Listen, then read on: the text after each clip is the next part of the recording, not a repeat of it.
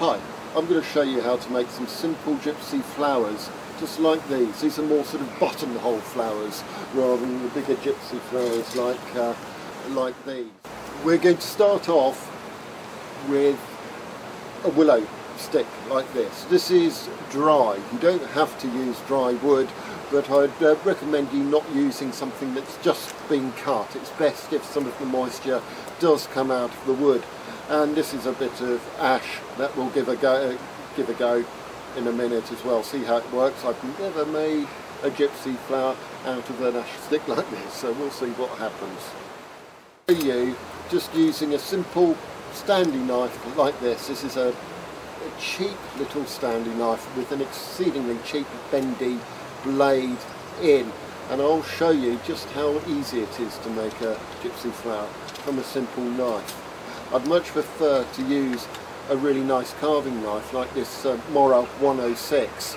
This is my favourite knife to do all my whittling with. So I'm going to start rounding off the end of this stick here. So I'm holding the knife in my right hand, as I'm right-handed. Obviously hold it in your left hand if you're left-handed. Hold the stick in your fingers with your thumb free. And put the knife on the end of the wood and push with the end of your thumb on the knife. So basically it's my thumb doing all the work. I'm not using my right hand, and I'm not just pushing with my right hand because the knife flies off. You can do it like this, but you're wasting energy a little bit, and it's a little bit more uncontrolled, and we don't want a wavy knife.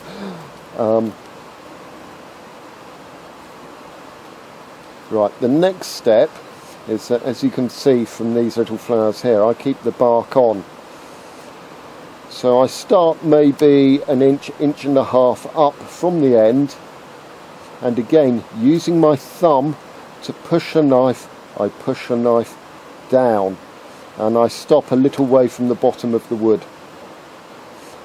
and I make another cut next to it, and I just continue going round, pushing my thumb on the back of the knife like so.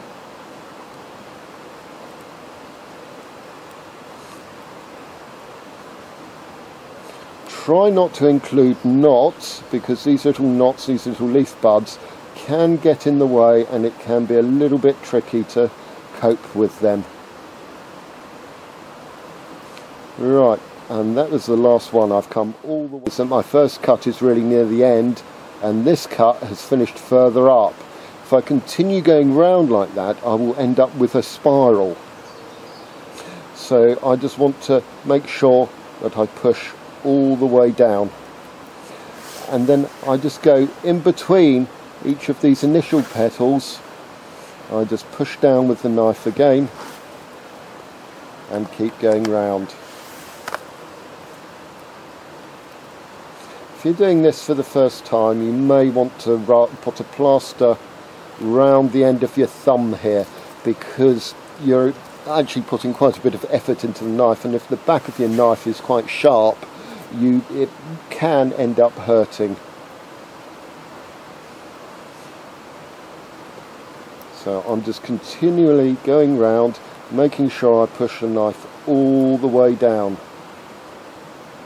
And again, all the pressure is just coming from my thumb. My right hand is just holding the knife. And make sure you take off little thin shavings each time, and try and go as thin as you can, especially when you're getting near the centre of the stick. And obviously each petal is getting shorter and shorter and shorter, because I am slowly spiralling around the stick. And this is going to break off at any moment, because I'm about to cut into the pith. There we go, I think it'd be this one, that's it. And there we go, we've just carved ourselves a little flower. You may want to do a little bit of tidying up. Sometimes the petals get stuck and you just want to straighten them out. Row, and just put a little point on the end, and then we can get our flower and stick it on the end like so. And there we go, a little wooden flower.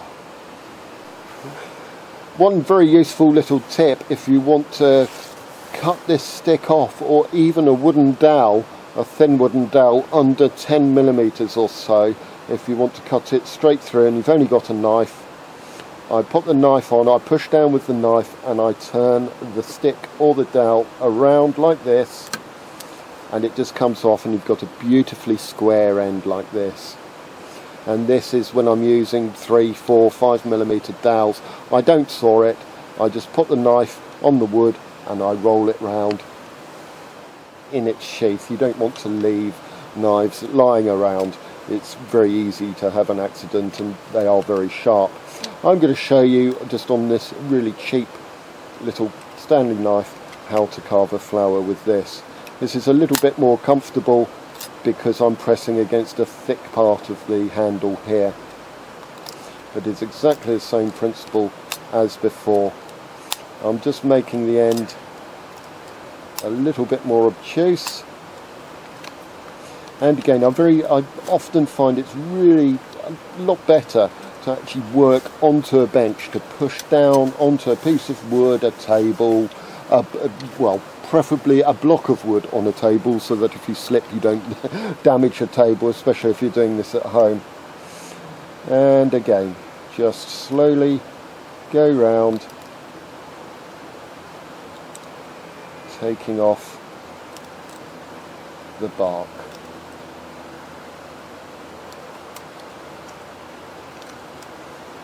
By tipping the blade up when I reach the bottom, it helps me check that I'm not going up the stick in a spiral and I'm going around, so I'm going to meet up on my first petal.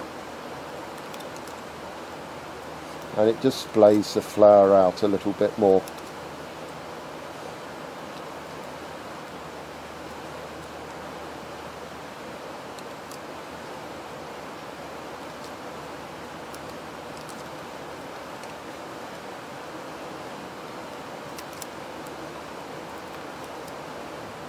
Try and get the petals as thin as you possibly can. When you first start off, you tend to make them a little bit too thick. We're aiming for something really delicate, but this is really good knife practice.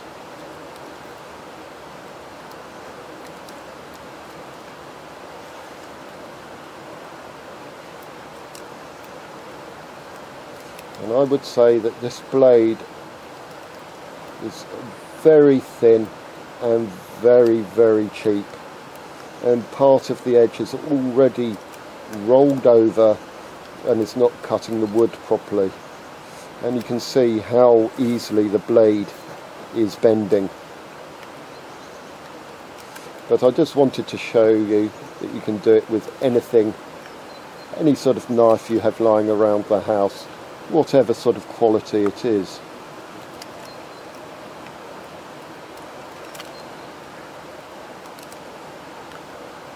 Just go round and round and round, and eventually the flower will fall off.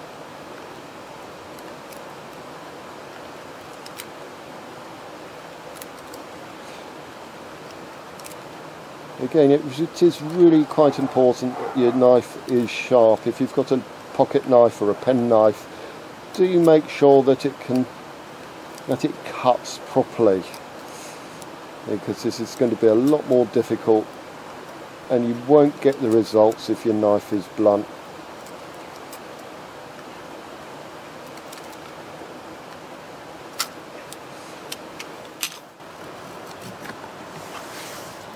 Another great thing to practice is making feather sticks. These are brilliant for lighting fires. Get a stick, any old stick, and just practice pushing the knife down the wood to get long, thin shavings coming off. This really isn't the ideal piece of wood. As you can see, it's almost rotten, and it's still a bit damp. It's just something I picked off outside off the wood pile.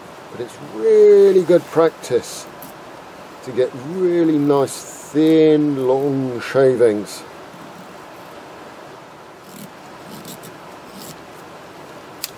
And there you go, a rather bad feather stick. but great for putting a match to. You make up a few of these, put a match to it, and it's a great way of lighting a fire.